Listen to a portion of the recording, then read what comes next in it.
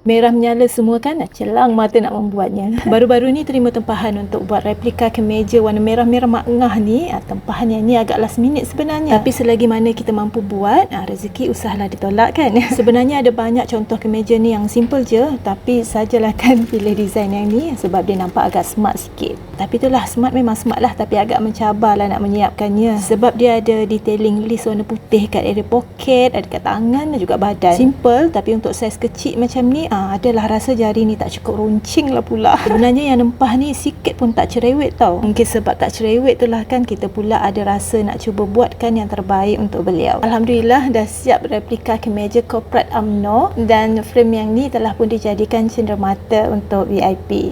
Bukan setakat frame cermin je, ada juga yang guna frame rustic yang jenis macam ni. Kadang tu kita sesuaikanlah juga jenis-jenis tempahan tu dengan bajet yang ada.